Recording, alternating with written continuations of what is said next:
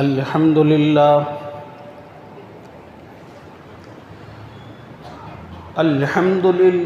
وكفى وسلام على عباده الذين اصطفى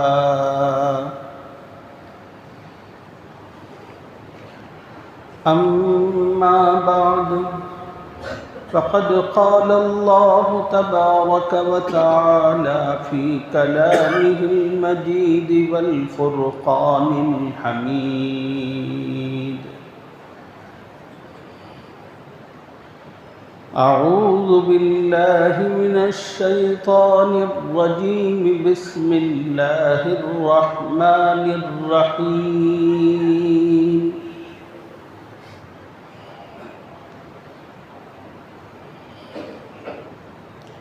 وسخر لكم الليل والنهار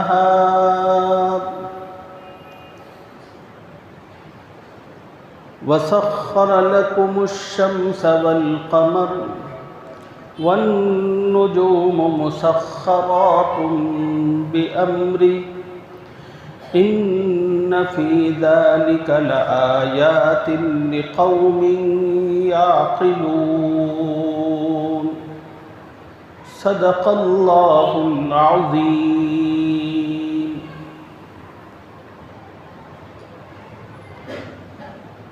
قابل احترام بزرگوں، نوجوان ساتھیوں، دین کی بات عظمت و احترام سے سننے والی ماؤں اور بہنوں، السلام علیکم ورحمۃ اللہ وبرکاتہ۔ گزشتہ تقریباً 3 جمعہ سے آپ حضرات کی خدمت میں پل صراط پر پیش آنے والے حالات سے متعلق تفصیل عرض کی جا رہی تھی۔ کچھ تفصیل باقی ہے، انشاءاللہ اگلی جمعہ میں اس تفصیل کو آپ احباب کی خدمت میں عرض کرنے کی سعادت حاصل کریں گے۔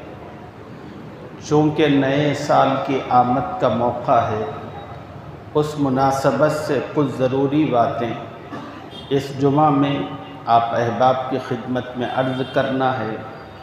اللہ تعالیٰ سے دعا فرمائیں کہ اللہ تعالیٰ اس مختصر سے وقت میں کچھ مفید باتیں آپ احباب کی خدمت میں عرض کرنے کی توفیق عطا فرمائیں، اور پھر ان باتوں پر اللہ تعالیٰ ہم تمام کو اور ساری امت مسلمہ کو عمل کی توفیق عطا فرمائے۔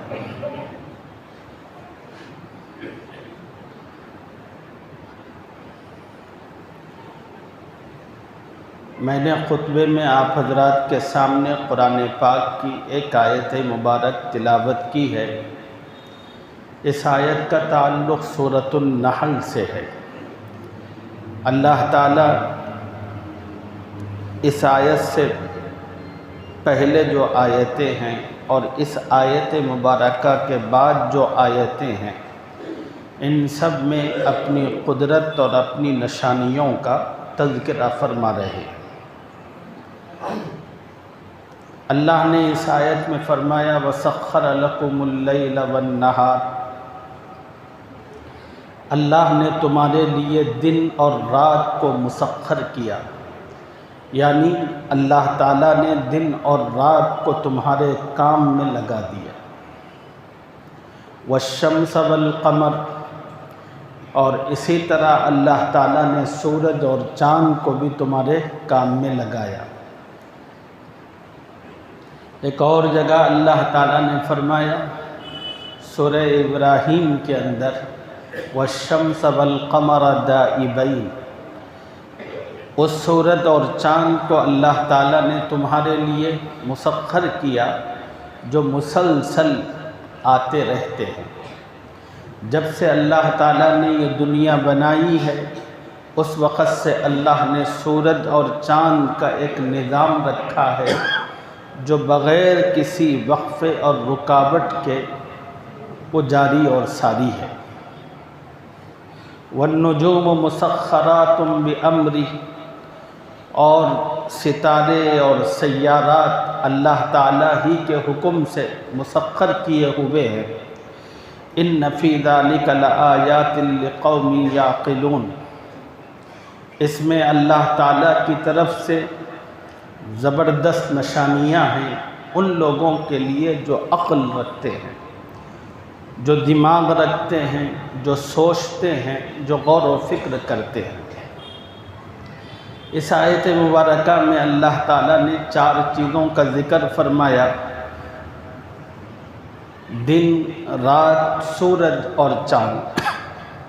یہ 4 وہ چیزیں ہیں، ہر دن انسان کو ان 4 چیزوں سے سابقہ پڑتا ہے اور انسان اپنی آنکھوں سے ان 4 چیزوں کو دیکھتا ہے۔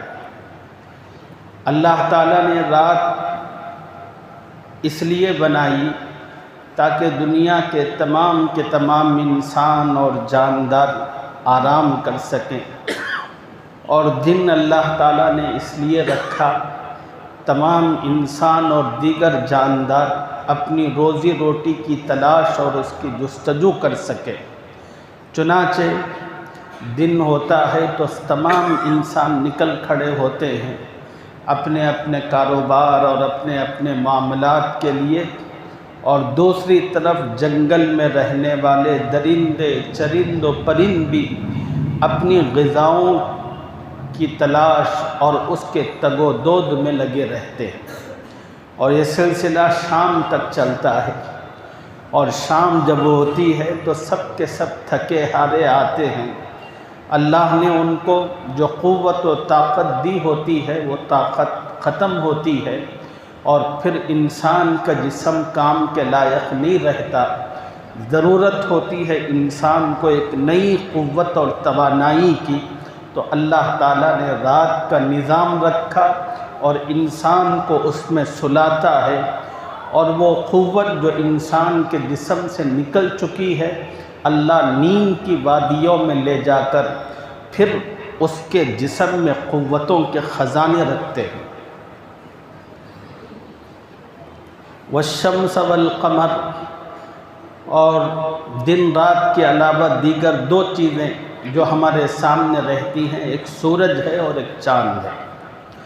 اللہ تعالیٰ نے سورج کو دن کے لیے مختص کر رکھا ہے، اس لیے کہ دن کو اللہ نے کام کاج کا، روزی حاصل کرنے کا ذریعہ بنا رکھا ہے، اور کام کاج کے لیے، روزی حاصل کرنے کے لیے روشنی کی بہت سخت ضرورت پڑتی ہے، تو اللہ نے سورج کو حکم دیا کہ وہ دن میں پابندی کے ساتھ نکلا کرے۔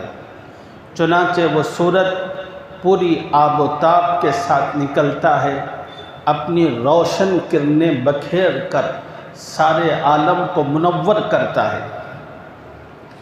پھر یہی سورج انسان کو گرمی بھی فراہم کرتا ہے ایک طرف، اور انسان کو گرماتا ہے، ایک طرف یہ روشنی دیتا ہے، دوسری طرف گرمی فراہم کر کے انسان کو گرم رکھتا ہے، اور یہی سورج کی جو گرمی ہوتی ہے ایک طرف انسانوں کو بے چین کرتی ہے، تو دوسری طرف اللہ تعالیٰ نے جو مختلف قسم کے زمین سے نکلنے والے اجناس اور زراعت اور مختلف قسم کی چیزیں رکھی ہیں، ان تمام چیزوں کو اللہ تعالیٰ سورج کی اسی گرمی سے پکاتے ہیں۔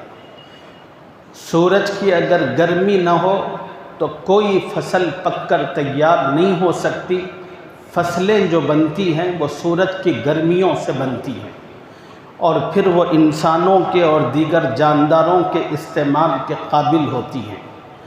پھر اللہ تعالیٰ نے چاند کو رکھا چوتھی چیز، اور چاند کو اللہ تعالیٰ نے رات کے لیے مختص کیا ہے، اس لیے کہ رات کے وقت کو اللہ نے انسانوں کے لیے آرام و راحت کے لیے بنایا، تو اس وقت ضروری تھی ایک دھیمی روشنی کی، ایک ایسی روشنی جو انسان کو پریشان نہ کرے، انسان کے آنکھوں کو نہ چبھے، اس قسم کی ایک روشنی کی ضرورت تھی، تو اللہ تعالیٰ نے چاند کو رکھا۔ چاند رات کی تاریکی کے اندر اپنی مختصر دھیمی روشنی دیتا ہے، اور اس روشنی کی وجہ سے انسان ایک طرف رات میں آرام کرتا ہے، اور دوسری طرف اسی چاند کی چاندنی والی جو کرنیں ہوتی ہیں، ان کرنوں سے اللہ تعالیٰ ایک طرف پھلوں کے اندر رس پیدا کرتے ہیں اور دوسری طرف انہی کرنوں سے سمندر کے پانی میں مد و جزر کی کیفیت اللہ تعالیٰ پیدا کرتے ہیں۔ پانی کا آپس میں ایک دوسرے سے ٹکرانا اور پھر اس کا تھوڑی تھوڑی لہریں بننا، یہ تمام کی تمام چیزیں چاند کی چاندنی کی وجہ سے ہوتی ہیں۔ اللہ تعالیٰ نے قرآن کی اس آیت میں یہ 4 چیزیں بیان فرمائی، اور بیان کر کے اللہ تعالیٰ یہ بتانا چاہتے ہیں، لوگوں، دنیا میں خدا نے اپنے بندوں کو بہت ساری نعمتیں دی ہیں، لیکن کچھ نعمتیں اللہ نے اس کو اپنے قبضے اور کنٹرول میں رکھی ہیں، انسان کے اختیار میں نہیں دیا۔ انہی میں ایک عظیم نعمت وقت کی ہے۔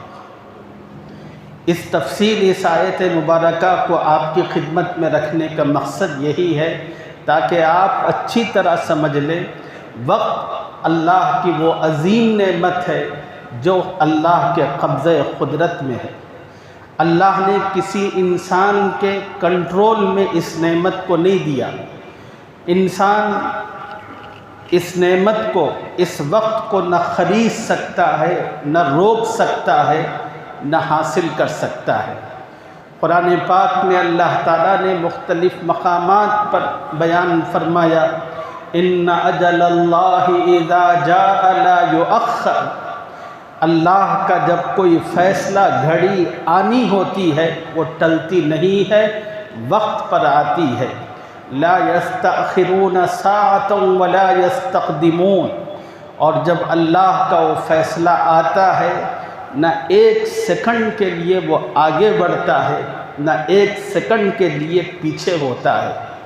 ٹھیک خدا نے جس چیز کے لیے جو وقت متعین کر رکھا ہے وہ چیز اسی وقت پر واقع ہو کر رہتی ہے۔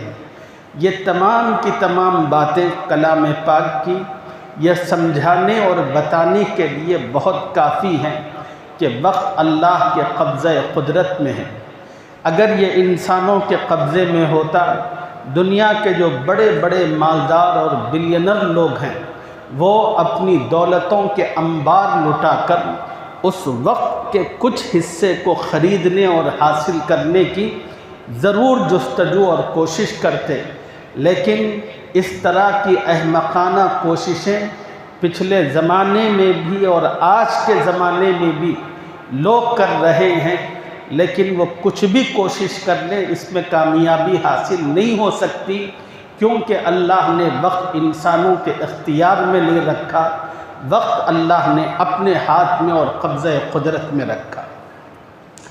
پھر اس وقت کو اللہ نے انسانوں کی سانسوں سے جوڑ دیا، اور وقت کی یہ نعمت بادشاہ کو، فقیر، امیر، غریب، عالم، جاہل، شہری، دیہاتی، تمام کے تمام لوگوں کو میسر ہے۔ اور یہ وقت اللہ تعالیٰ نے کیوں دیا، کس لیے دیا؟ اس لیے دیا تاکہ انسان اس وقت کا صحیح استعمال کر کے اس سے اپنی آخرت کو سنوارے۔ دنیا کی جو زندگی ہے وہ ناپائیدار زندگی ہے، اور یہ چیز اللہ تعالیٰ نے اپنے نبی کی وساطت سے اپنے بندوں کو بتا دی کہ لوگوں، دنیا کی زندگی بالکل ناپائیدار زندگی ہے، یہ تمہاری منزل نہیں ہے، ایک امتحان گاہ ہے۔ لِنَبْلُوَكُمْ أَيُّكُمْ أَحْسَنُ عَمَلًا۔ اب سوال یہ ہے کہ اے اللہ، آپ اس امتحان گاہ میں، اس دنیا میں ہمیں کیوں بھیجا؟ خدا نے بتایا کہ میں دیکھنا یہ چاہتا ہوں تمام انسانوں کو پیدا کرنے والا کون دنیا میں انسان اچھا عمل کرتا ہے، اچھا کردار پیش کرتا ہے، کون غلط عمل کرتا ہے اور برا کردار پیش کرتا ہے، میں یہ دیکھنا چاہتا ہوں۔ اور پھر اللہ تعالیٰ نے اپنی قدرت کا اس آیت میں جو نظام بیان فرمایا، اس کو پڑھنے سے اتنا اندازہ ضرور ہوتا ہے کہ جس خدا نے انسانوں کے لیے دن بنایا، رات بنایا، سورج بنایا، چاند بنایا، اس کا ایک مستقل نظام اور اس سے متعلقہ فوائد جو انسان کو دیے جا رہے ہیں، ظاہر سی بات ہے کہ اس انسان کو اللہ نے یوں ہی تو پیدا نہیں کیا۔ قرآن میں اللہ نے ایک مقام پر کہا اَفَحَسِبْتُمْ أَنَّمَا خَلَقْنَاكُمْ عَبَثًا، کیا تم یہ سمجھتے ہو کہ ہم نے تمہیں ایسے ہی بیکار پیدا کیا؟ انسان اور جانوروں کے اندر فرق ہوا کرتا ہے۔ جانور جو ہوتے ہیں ان کی زندگی کا کوئی خاص مقصد نہیں ہوتا۔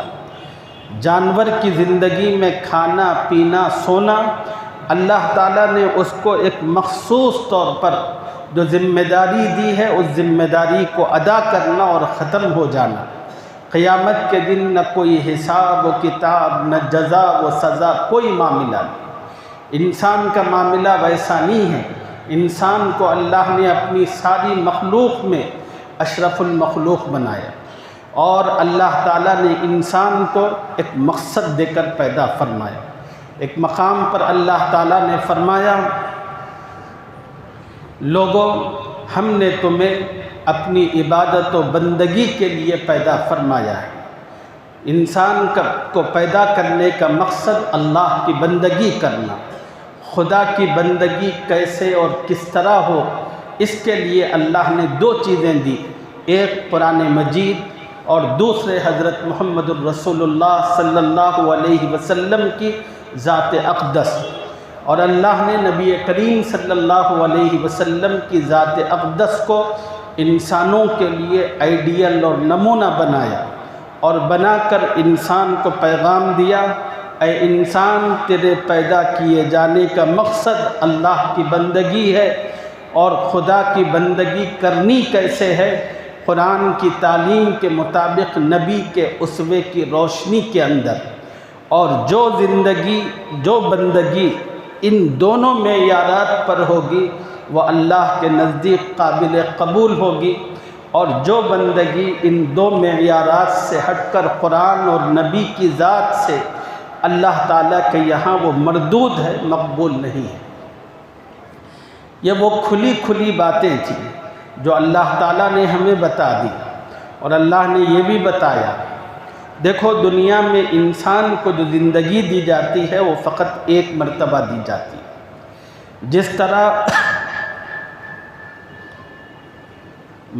دیگر مذاہب کے ماننے والوں کا تصور ہے کہ دنیا میں انسان مختلف جنم لیتا ہے، اس قسم کا تصور اسلام میں نہیں ہے۔ ہمارے نبی نے، ہمارے قرآن نے ہمیں بتایا زندگی فقط ایک مرتبہ کی ملتی ہے، اور اسی ایک مرتبہ کی زندگی کے جو لمحات، جو سیکنڈ، دن رات کے جو اوقات ہیں، ان اوقات کو مفید اور کارگر بنانا ہے، اور اللہ دیکھنا یہ چاہتا ہے کہ آدمی اپنے ان اوقات کو دنیا بنانے اور سجانے اور اسی کی لذتوں اور چمک دھمک میں کھو کر اسی کا ہو کر رہتا ہے، یا پھر آدمی ان لمحات کے اندر اپنی فیوچر، اپنی آخرت اور اپنی قبر کو سوچ کر اس کے لیے کچھ محنت اور تیاری کرتا ہے۔ یہ اللہ تعالیٰ اصل میں دیکھنا چاہتے ہیں۔ اور اس وقت جو ہماری سانس چل رہی ہے اور وقت کی جو نعمت اللہ نے ہمیں دی ہے، یہ ایک ایک لمحہ جو گزر رہا ہے کتنا قیمتی اور کتنا عظیم ہے، یہ احساس اس وقت کسی کو نہیں ہے۔ یہ احساس اس وقت ہوگا جب آنکھ لگ جائے گی، آنکھ بند ہو جائے گی۔ نبی صلی اللہ علیہ وسلم نے ایک حدیث پاک میں فرمایا الناس نیام اذا ماتوا فانتبہوا، لوگ سب کے سب سوئے ہوئے ہیں، اور جب موت واقع ہوگی تو پھر لوگ اٹھیں گے اور بیدار ہوں گے۔ یعنی آنکھوں پر جو غفلت کے پردے پڑے ہوئے تھے، موت کے ساتھ وہ تمام کے تمام غفلت کے پردے ہٹیں گے، حقیقت سے آنکھیں دوچار ہوں گی۔ تو اسی لیے نبی علیہ السلام نے فرمایا، تو ہمیں دنیا میں رہتے ہوئے اپنے وقت کا احساس نہیں ہو رہا، کتنی عظیم اور بڑی دولت ہے آپ کچھ لمحوں میں کیا کچھ کر سکتے ہیں، بس یہ لمحے کتنے قیمتی اور اس میں آپ کوئی عمل کریں وہ کتنا بڑا، اس کو سمجھانے کے لیے ایک دو مثالیں آپ کی خدمت میں عرض کرتا ہوں۔ قرآن مجید میں اللہ تعالیٰ نے جن پیغمبروں کا ذکر فرمایا ان میں ایک پیغمبر سیدنا سلیمان علیہ السلام ہے۔ سلیمان علیہ السلام کے بارے میں خود خدا کہتا ہے رب هب لی ملکا لا ينبغی لأحد من بعدی انک انت الوہاب۔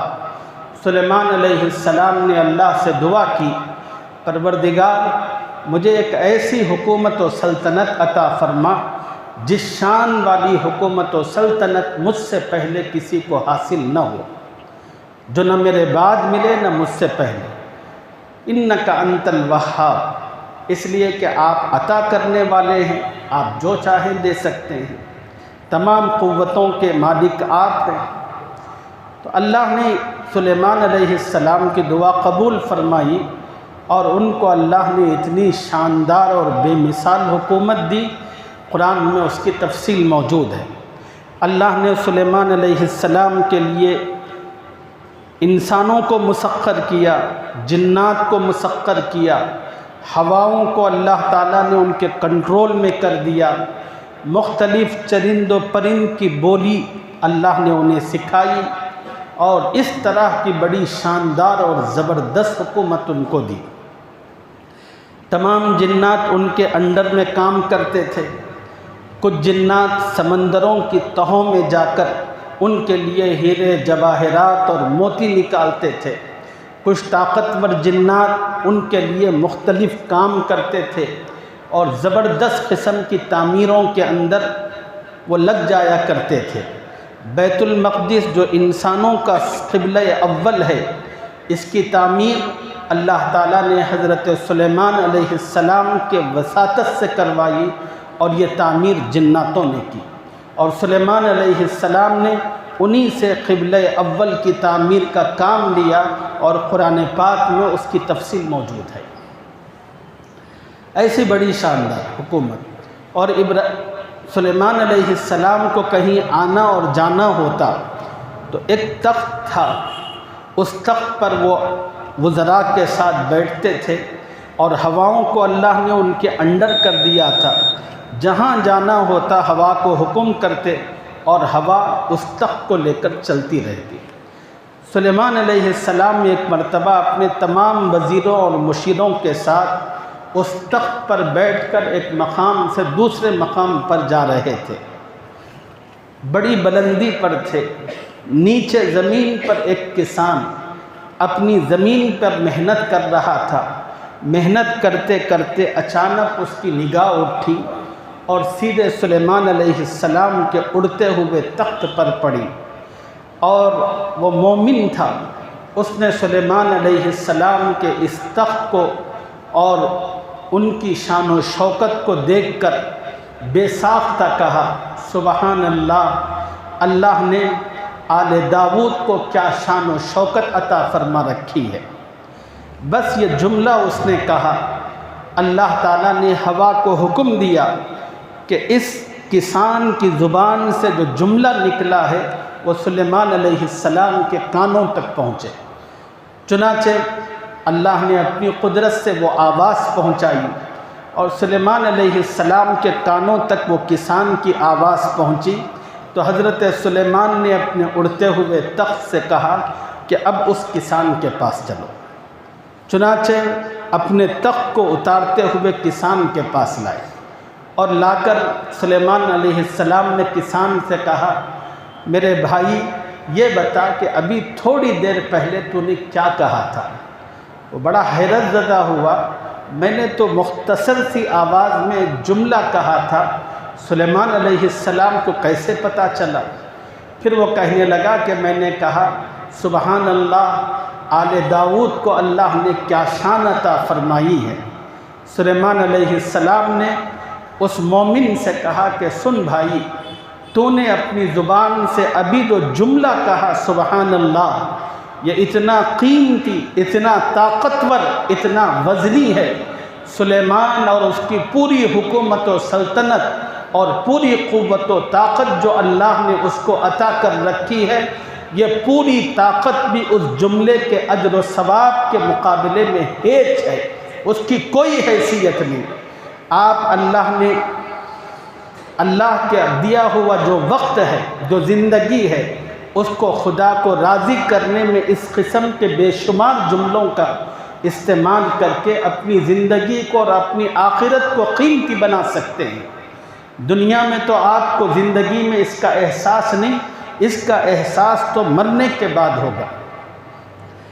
بزرگوں نے ایک واقعہ اپنی کتابوں میں لکھا ہے، بڑی نصیحت اور عبرت سے بھرپور ہے۔ ایک بزرگ، ایک اللہ والے، ایک قبرستان کے اوپر سے گزر رہے تھے۔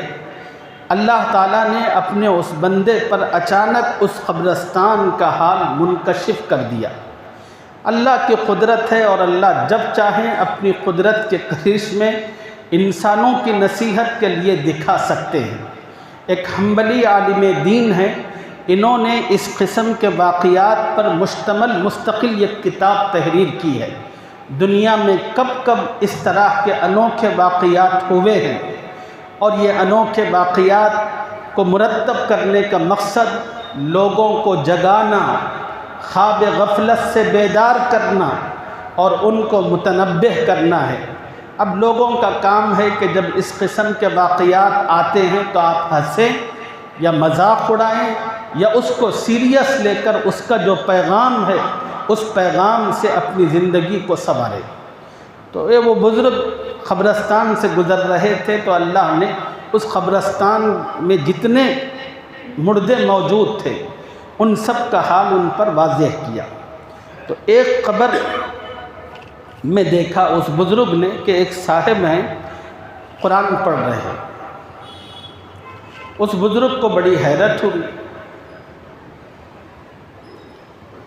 اب اللہ تعالیٰ نے اپنی قدرت سے اس صاحب قبر اور اس بزرگ میں رابطہ بھی قائم کر دیا۔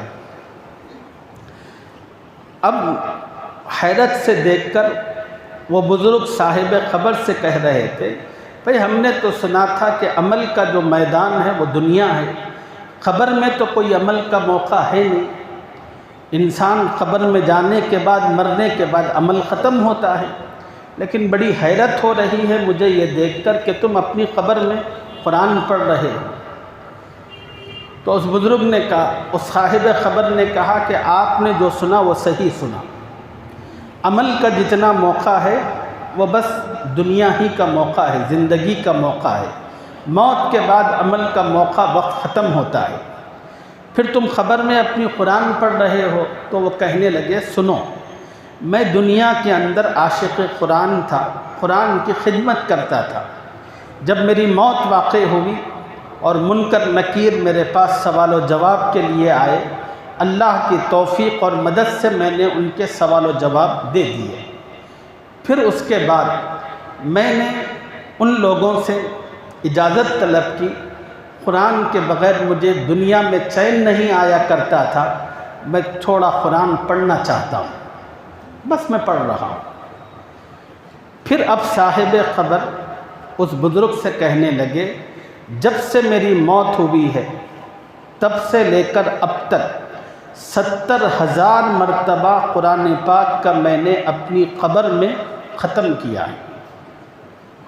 جب سے میری موت ہوئی ہے تب سے لے کر اب تک 70,000 مرتبہ قرآن پاک میں نے ختم کیا ہے۔ پھر صاحب قبر اس بزرگ سے کہنے لگے، میں تم سے ایک معاملہ کرنا چاہتا ہوں۔ تو بزرگ نے پوچھا صاحب قبر سے، کیا معاملہ؟ تو صاحب قبر کہنے لگے، میرے 70,000 ختم قرآن تم لے لو، میرے 70,000 ختم قرآن تم لے لو، تمہاری ایک سبحان اللہ مجھے دے دو۔ وہ بزرگ کہتے ہیں کہ اس معاہدے کو سن کر مجھے بڑی حیرت ہوئی۔ وہ بزرگ کہتے ہیں کہ میں سوچنے لگا 70,000 ختم قرآن کدھر، اور ایک سبحان اللہ کے عوض وہ سب مجھے دے رہے ہیں۔ مجھے بڑی حیرت ہو رہی تھی۔ اس لیے کہ ایک قرآن میں نہ جانے کتنی مرتبہ سبحان اللہ کا ذکر آتا ہے، اللہ کا بابرکت نام ہے، پھر یہ کیوں مجھے دے رہے ہیں؟ مجھے حیرت ہوگی۔ میری حیرت کو بھانپتے ہوئے صاحب قبر کہنے لگے، مجھے بے وقوف مت سمجھو، اصل میں بات یہ ہے کہ میں 70,000 کیا 70 لاکھ مرتبہ قرآن ختم کر دوں، اس پر مجھے اللہ کی طرف سے ایک بھی نیکی ملنے والی نہیں ہے، اس لیے کہ میرا یہ جتنا عمل ہے یہ زمین کے نیچے کا ہے۔ اللہ کے نزدیک اہمیت اس عمل کی ہے جو انسان زمین کے اوپر کرتا ہے۔ زندگی اتنی قیمتی نعمت ہے، آپ مرنے کے بعد پچھتاوا کریں، افسوس کریں، اس سے کوئی چیز حاصل نہیں۔ یہ عظیم نعمت خدا نے آپ کو دی ہے، اس عظیم نعمت سے فائدہ اٹھائیں۔ روزانہ جو سورج نکلتا ہے وہ انسانوں کو مخاطب کر کے کہتا ہے، لوگوں میں آج نکلا ہوں، جو انسان بھلائی کرنا چاہتا ہے کر لے، پھر میں واپس پلٹ کر آنے والا نہیں ہوں۔ حسن بصری رحمۃ اللہ علیہ نے فرمایا، انسان ایام ہی کا مجموعہ ہے، دنوں کا مجموعہ ہے، ایک دن گزرتا ہے تو انسان اپنی موت اور اپنی قبر سے قریب ہوتا ہے۔ جو دن گزرتے رہتے ہیں انسان اپنی موت سے اور اپنی آخرت سے نزدیک تر ہو جاتا ہے۔ بھلائی اسی کے اندر ہے۔ یہ جو بھی وقت ملا ہے اس وقت کو لایانی فضولیات میں، تماشوں کے اندر اپنے آپ کو نہ لگائے، بلکہ اس وقت کو اپنی بھلائی اور دنیا اور آخرت کی بہتری کے لیے استعمال کرے۔ موجودہ دور کے اندر ایک عجیب تماشا چند سالوں سے دیکھنے میں آ رہا ہے۔ وہ تماشا یہ ہے کہ جب سال کا ایک چکر مکمل ہوتا ہے 365 دنوں میں اور ایک پھر نیا سال شروع ہوتا ہے، تو اس موقع پر تمام کے تمام نوجوان مختلف سڑکوں پر، ہوٹلوں پر، پارکوں میں، کلبوں میں جمع ہو کر وہ تماشا، وہ ہنگامہ، وہ چیخ و پکار کرتے ہیں، الامان والحفی۔ بے حیائی کی وہ نئی چیزیں قائم کی جاتی ہیں کہ جس کا تصور کرتے ہوئے جسم پر رونگٹے کھڑے ہوتے ہیں، اور پوچھا جائے کہ بھئی یہ طوفان بدتمیزی، یہ تماشا، یہ حیوانیت کیوں؟ تو کہتے ہیں کہ گزرے ہوئے سال کو ہم ودا کر رہے ہیں اور نئے سال کے استقبال اور اس کی آمد پر خوشی اور مسرت کا اظہار کر رہے ہیں۔ یہاں رک کر میں آپ کو یہ بتانا چاہتا ہوں، نہ گزرا ہوا سال منحوس ہوتا ہے، نہ آنے والا سال مبارک ہوتا ہے۔ وقت تو اللہ کا بنایا ہوا ہے، خدا کے بنائے ہوئے وقت میں نہ کوئی منحوس ہوتا ہے، نہ کوئی مبارک ہوتا ہے۔ خدا کا بنایا ہوا سارا وقت یکساں ہوتا ہے۔ وقت کو بابرکت اور منحوس انسان کا عمل بناتا ہے۔ اگر آپ کی زندگی کے اعمال صحیح ہوں، آپ کا کردار درست ہو، تو پھر وہ وقت، وہ دن آپ کے لیے شب قدر ہے۔ اور اگر آپ نے اس دن کے اندر کسی قسم کی غلطی اور بے حیائی اور گناہوں کا ارتکاب کیا، وہ شب قدر بھی ہونے کے باوجود اس دن سے بڑھ کر منحوس آپ کے لیے زندگی کا کوئی اور دن نہیں ہو سکتا۔ دنوں کے اندر برکت اور نحوست آپ کے عمل سے آتی ہے۔ اپنے اعمال کو اچھے کیجئے تو گزرا ہوا وقت بھی بہتر ہوگا اور آنے والا وقت بھی بہتر رہے گا۔ تیسری بات، نئے سال کی آمد کا جو موقع اور وقت ہوتا ہے، ایک احتساب کا ہوتا ہے۔ ایک مسلمان کو چاہیے کہ جب نیا سال آتا ہے تو آدمی تھوڑی دیر کے لیے اپنے بستر پر، اپنے مصلے پر، اپنی جانماز پر، عورتیں بھی بیٹھیں، بچے بھی بیٹھیں اور بڑے بھی بیٹھیں، اور اپنی اپنی جگہ بیٹھ کر کہیں 2022 گزرا، اور اس ایک سال جو میری زندگی کا گزر چکا، اس سال کے اندر میں نے کیا پایا، کیا نہیں پایا، کیا حاصل کیا، کیا چیز مجھ سے چھوٹ گئی۔ اور یہ جو آپ کا حساب و کتاب ہے صرف دنیا کے حد تک نہ ہو، دین کے معاملات میں بھی ہو۔ کیا میں نے اس پورے سال کے اندر خدا نے جو احکامات مجھ پر فرض کیے تھے، کیا میں نے وہ پورے کے پورے احکامات ادا کر لیے؟ کیا میں نے پوری 5 نمازیں 365 دن پڑھی؟ کیا میں نے روزے رکھے؟ کیا میں نے واجب پڑھی؟ کیا میں نے کتنی سنتیں پڑھی دین کے اعتبار سے؟ کیا میں نے زکوٰۃ دی؟ کیا مجھ پر حج فرض ہو چکا؟ تو کیا میں نے حج کیا؟ خدا کے جو اہم احکامات، اس کا بھی جائزہ۔ دوسری طرف آپ کی دنیا کا بھی جائزہ لیں۔ جو نوجوان بچے ہیں وہ جائزہ لیں اپنی تعلیم سے متعلق۔ جب 1 سال پہلے میرے اندر قابلیت کتنی تھی، میرے اندر کیا صلاحیت تھی، 1 سال گزرا تو میں تعلیمی اعتبار سے بھی 1 سال آگے بڑھا، میرے اندر کتنی ترقی ہوئی، میرے نالج میں کتنا اضافہ ہوا۔ یہ نوجوان سوچے، مائیں سوچے کہ میں اپنے بچوں کی تربیت کے اندر ان میں بھلائی اور بہتری پیدا کرنے کے لیے اپنے آپ کو گھر میں ایک ماڈل اور نمونے کے طور پر پیش کرنے میں کتنی کامیابی حاصل کی اور کتنی میں ناکام رہی۔ یہ ہے نئے سال کے موقع پر احتساب کرنا۔ جن گھروں کے اندر جن مسلمانوں کو اللہ تعالیٰ اس کی سعادت اور توفیق دیتے ہیں، وہ نیا سال اس احتساب کی برکت سے حقیقت میں ان کے لیے بہت نعمت ثابت ہوگا۔ اور جن مسلمانوں میں یہ فکر نہیں ہوگی، سوچ نہیں ہوگی اور احتساب نہیں کریں گے، تو پھر جیسے وہ گزرا ہوا سال غفلت میں گزار دیا، آنے والا سال بھی وہ غفلت ہی کے اندر گزار دیں گے۔ اب اس احتساب کے نتیجے میں 2 چیزیں سامنے آ سکتی ہیں۔ یا تو یہ جواب آ سکتا ہے کہ صاحب آپ نے گزرا ہوا سال بہت اچھا گزارا، دین کے حساب سے بھی دنیا کے حساب سے آپ، یا پھر یہ جواب آ سکتا ہے کہ نہیں، گزرا ہوا سال بالکل بیکار تھا، دنیا میں کے اعتبار سے بھی نہ کوئی ترقی، دین کے معاملے میں بھی بہت پیچھے رہا۔ تو جب یہ 2 میں سے کوئی جواب آ سکتا ہے، اگر آپ کے لیے جواب پازیٹیو آئے تو آپ اللہ کا شکر ادا کیجیے۔ قرآن کہتا ہے لَإِن شَكَرْتُمْ لَأَزِيدَنَّكُمْ وَلَإِن كَفَرْتُمْ إِنَّ عَذَابِي لَشَدِيدٌ۔ اگر تم شکر کرو گے تو اللہ نعمتوں میں اور اضافہ کرے گا۔ خدا کی نعمتوں کو یاد کر کے تم نے اس کا شکر ادا کیا، وہ اللہ کی رحمت سے امید ہے کہ آنے والا سال اللہ پچھلے والے سال سے تمہارے حق میں اور بہتر کر دے، اور ضرور بہتر کرے گا۔ قرآن کے الفاظ ہیں اور اللہ کا وعدہ ہے۔ اور اگر جواب نگیٹیو میں ہے کہ نہیں بالکل بیکار بکواس گزرا دین کے اعتبار سے دنیا میں، تو پھر آدمی دیکھے کہ بھائی میرے اور بہت سارے ساتھیوں نے ترقی کی، دین میں بھی دنیا میں بھی، میں پیچھے رہ گیا۔ کیوں پیچھے رہا؟ ریزن کیا ہے؟ نوجوان خاص طور پر گزشتہ سال بھی 12 بجے تک گھروں کے اندر، بستروں میں، بچھونوں کے اندر، فونوں کے اندر لگے ہوئے تھے، اور آج بھی فونوں ہی میں لگے ہوئے۔ سال پر سال بڑھتے چلے جا رہے ہیں، نالج اور ترقی نام کی کوئی چیز ان کے اندر نہیں آ رہی ہے۔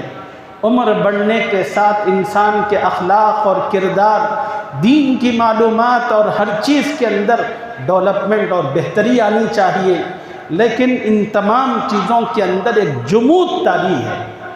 اس کے برخلاف اس کی جتنی اپوزٹ چیزیں ہیں، ضد ہے، غصہ ہے، جھگڑا ہے، بد اخلاقی ہے، ان چیزوں میں اتنا امپرومنٹ ہے کہ کچھ پوچھیے مت۔ آپ سوچئے کہ ہم کدھر جا رہے ہیں۔